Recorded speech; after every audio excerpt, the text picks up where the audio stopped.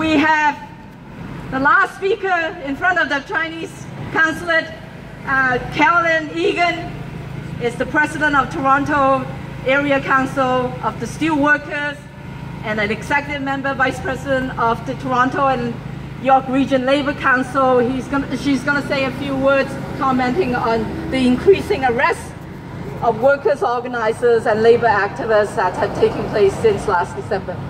Thank you very much, Winnie, and I'm very pleased to be here with you today. This is not the first time I have spoken at the anniversary of Tiananmen Square in front of the consulate here.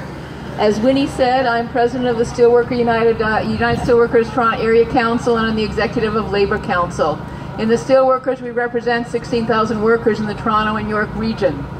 And we have had for a long time a relationship of solidarity with workers in the People's Republic of China, with workers in Hong Kong, and we are very, very clear today that we are extending our solidarity and our message of respect for the courage that they have shown, standing up for human rights, for civil rights, standing up for the rights of workers in workplaces that say they are unionized, but in truth it seems that the workers have very little rights to be involved in the continuing fight for respect and dignity at work, that every worker, no matter where you're located, here or there, have the right to.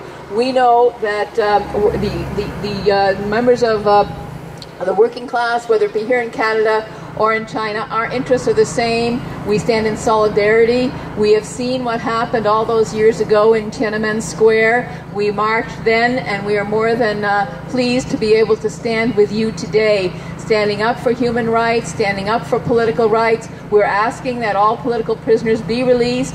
We are specifically concerned with trade unionists who are trying to fight for the rights of their fellow workers, that they are being repressed, and this cannot be. We are asking for democracy, we are asking for political rights, we are asking for human rights. So we want to show that the labor movement in Toronto is standing shoulder to shoulder with you here today. Solidarity, my brothers and sisters.